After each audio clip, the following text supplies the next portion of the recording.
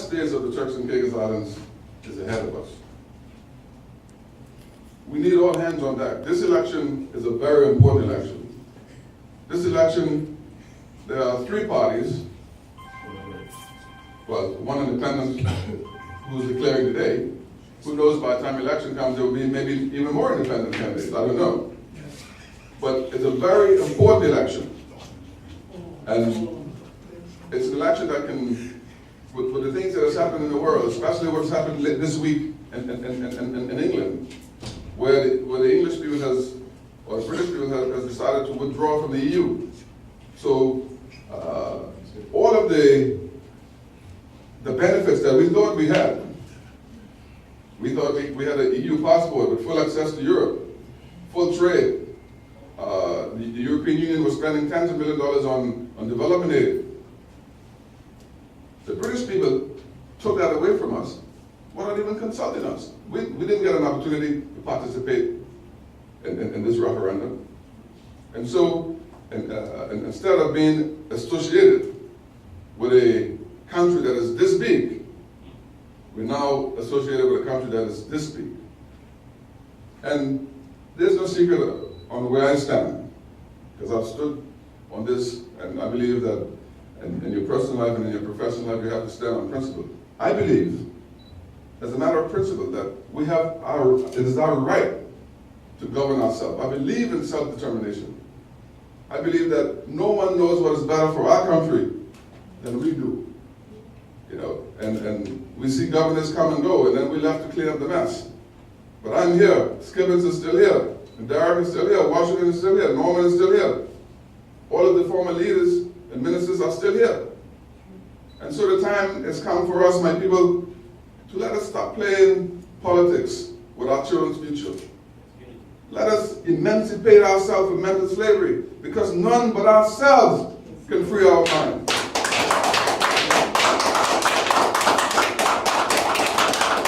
And let me be clear, no white man knows what's better for the Turks and Caicos Islands than me or you. And I'm sick and tired of seeing a white man coming today on a motorbike, and in the next couple of weeks they're driving a Land Rover while our people are still walking.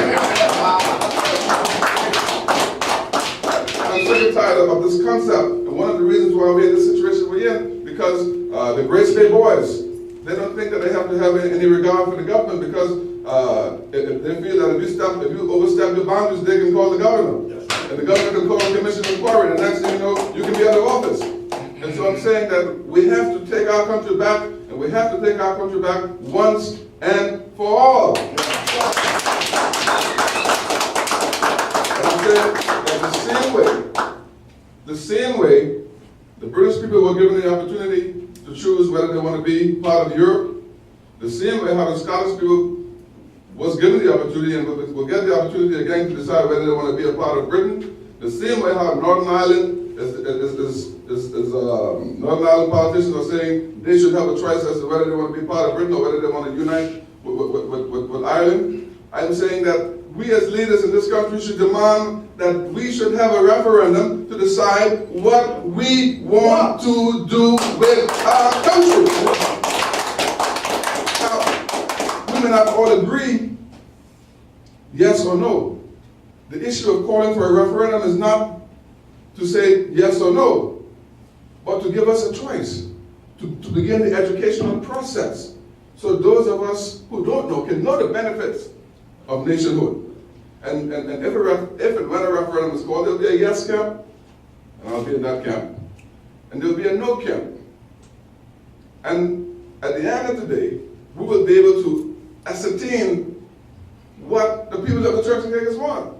Because all of us, too many of us say, people say with degree of certainty, the people who were associated with the Grace Bay boys, oh, well, we don't think the Turks and Caicos is ready for independence. Well, who the hell tell you that? How do you know? Was there a referendum? Did we give people a chance? Did we tell people what are the options? Are we going to continue to put fear in people's heart to say that if you go independent, you can't use the US dollar? When there are Panama and a lot of other countries that use the US dollar? When there's 15,000 of us Do you think, just like the Bahamas, the Bahamians go, there's 300,000 Bahamians. They go to the States on a driver's license. 15,000 of us can move in Miami and Miami Lakes, and they won't even notice that we're there. All right, so immigration is about numbers and economy. And so the point I'm trying to make is that there will come a time for arguments on both sides. But you cannot have a situation where the world has changed. There are events that changes the world. 9/11 changed the world.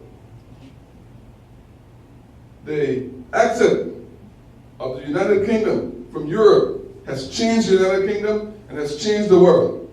And has changed Turks and Caicos. And my people, let me tell you this. The reason why the British people decided to exit Europe, the main reason is immigration.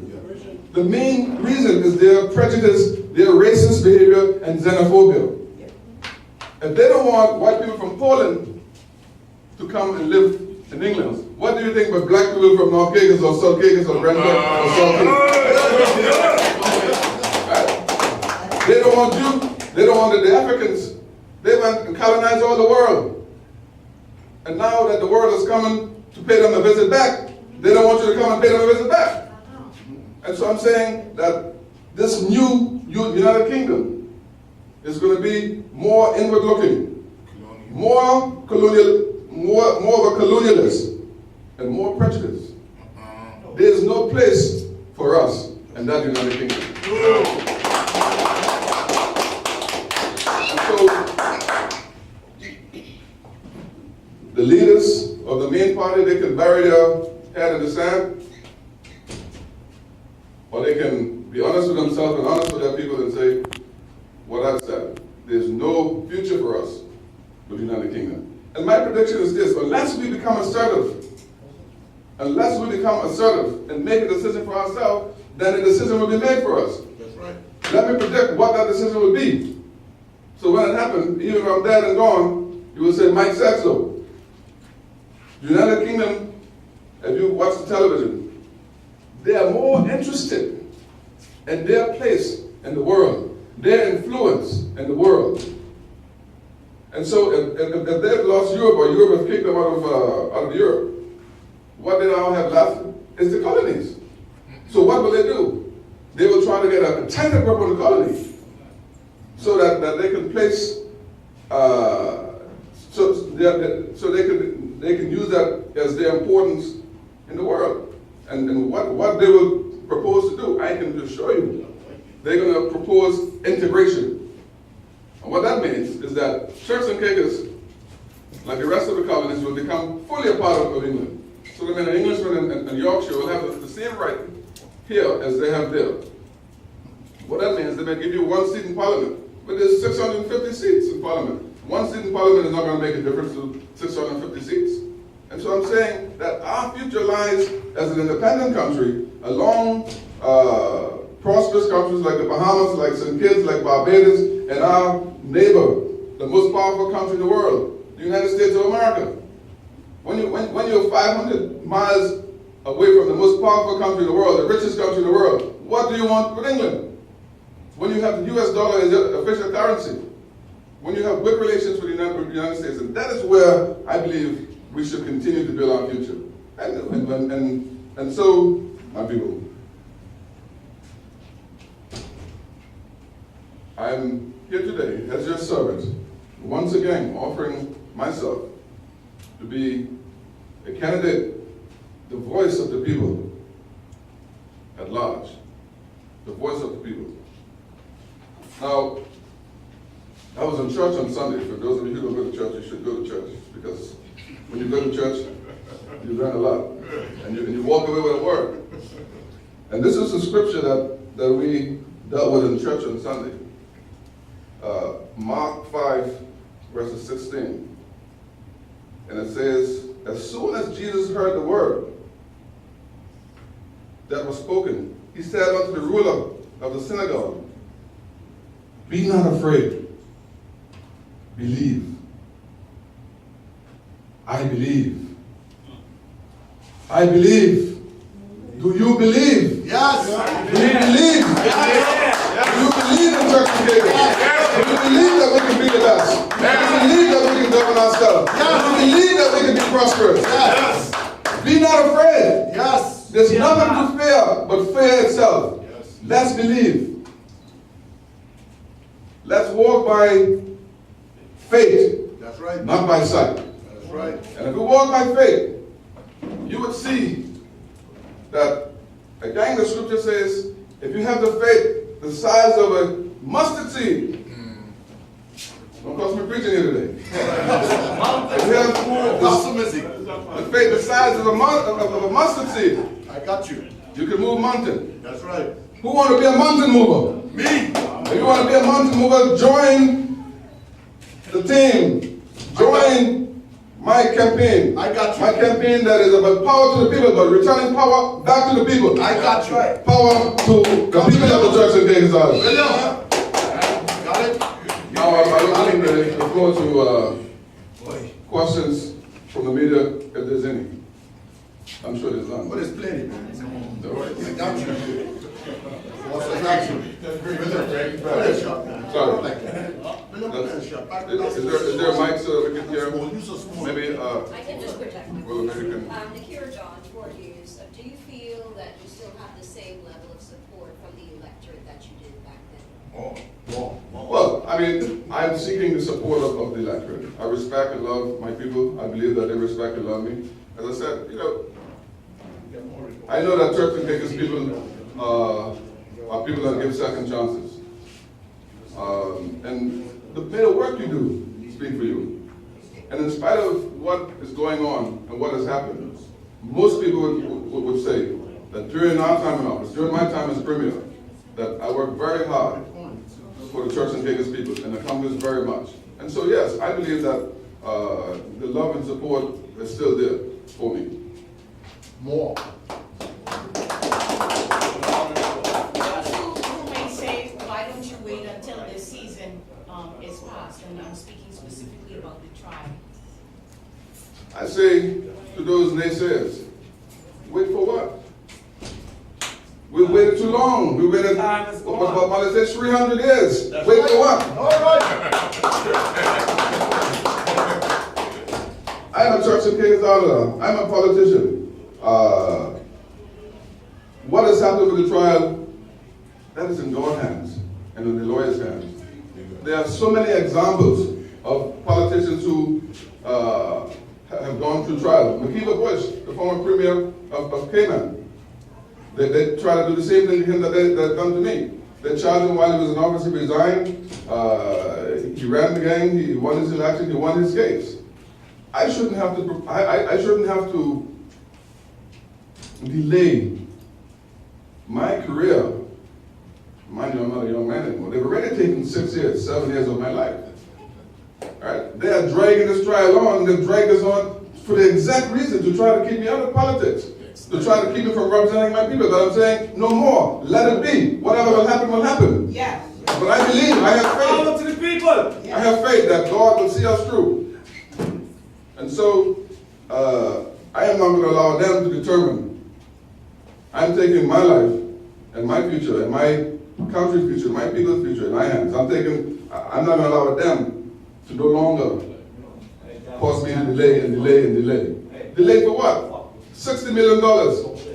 Oh, and there's no evidence of any corruption. Right? There's difference of policy. Everything is policy differences. We are on trial because of our policy of empowerment. As long as the white man was getting crown land, doing whatever he wanted with it, that was called investment. When we gave crown land to Turks and Caicos Islanders, then it's called corruption. And I will not sit idly by anymore. And let them talk about delay. You know, they should have killed me in jail in Brazil because I'm fearless. Fearless.